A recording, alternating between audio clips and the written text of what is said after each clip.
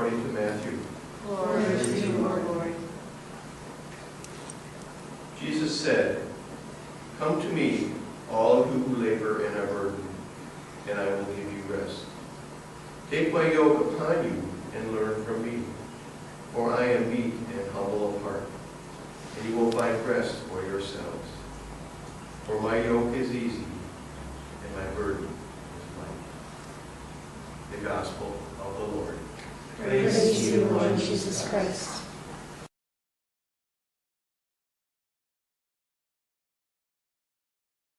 Sometimes our Gospels are so short that we say, wait a minute, it's done already. But it's a very beautiful Gospel.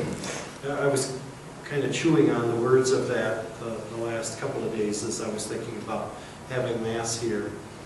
And I was driving around the city recently, and I went by where a restaurant used to be called El Rancho.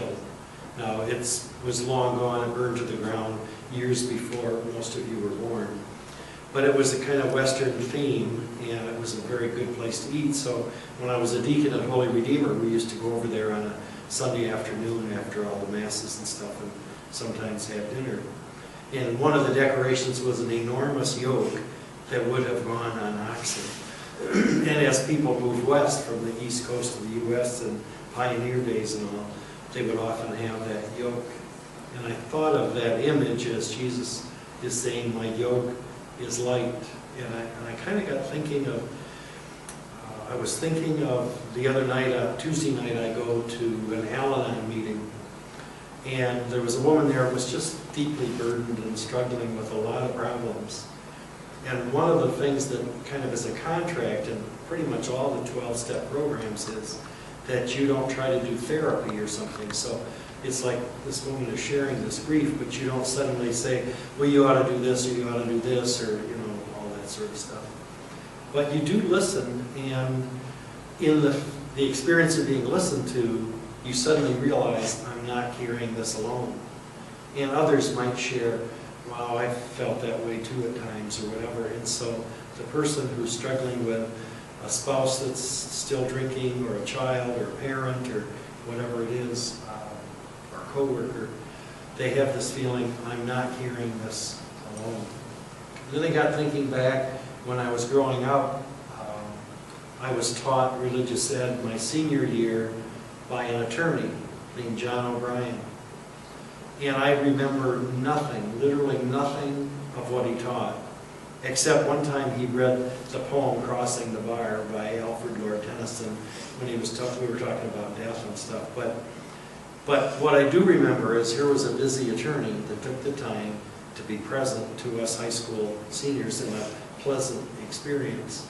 And that presence was what it was about.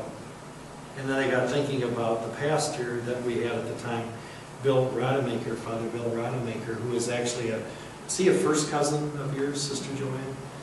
Everybody in West Virginia became either a priest or a sister. Well, that's not quite true, but sure seems like it. But I remember, I mean, I was maybe about 10th grade, and then my first couple of years of college, he was the pastor there. And I remember when we were pouring the sidewalk to finish it, going all the way around the church, he was out there in his old clothes helping to clean the, you know, you have these forms and you got to clean the waste, the little extra cement that's put down there and all that. And so I don't remember a lot of what he said, but I remember his presence, that he was present in every kind of situation, from a funeral to a wedding to a parish dinner to Mass to working on cement. And that presence was very important. And I got thinking about what each of you does.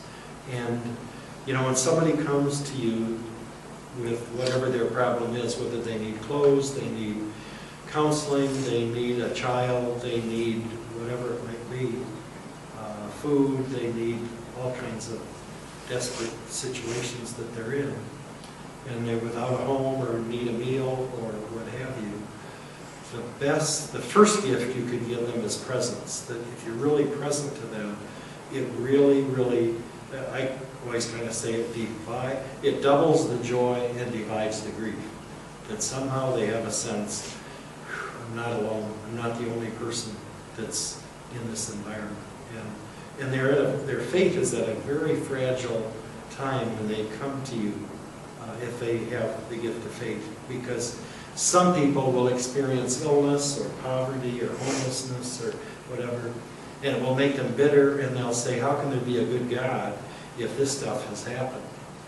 And then there are the other people who go through that stuff and say, wow, I would never make it through this without God. But they trust, somehow they trust that God is there. But probably one of the initial faces of God there's going to be is each of you. You can't solve all their problems.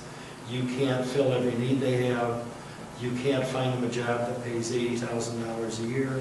There's a lot of things you can do, but the one gift that you have is this being present. And that brings me back to this yoke thing, that they come in, I mean, some of them even physically, they're not coming in old and brazen, but they're kind of weighed down. And there's a man that often begs as you get off of US 23 or I-75 at Miller Road. And this guy is so hunched over, and he just hardly looks up. And so they may come to you like that. And you can almost see the yoke, the weight of whatever's going on in their lives, physically oppressing them as well as emotionally and spiritually. And so you are, by doing what you do and being where you are, you're choosing to put your head in the other side of the yoke, saying, okay, let's see how far we can go. And I admire that. It's not easy to do. There are some people that will not ever thank you. There are some who will actually, St. Vincent de Paul says in one of his writings, maybe at the end of life people will forgive us for the good that we did for them, because sometimes they're so full of struggle and bitterness. But I just thank you for what you're doing and encourage you to keep stepping in the yoke. And Jesus will be, there's kind of like three places. There's you, well actually there's all of you as a team, but then there's the person who's wounded and struggling, and then there's Jesus. He will not leave us ever have to do any act of love, mercy, compassion. He'll never leave us have to do that as a soul.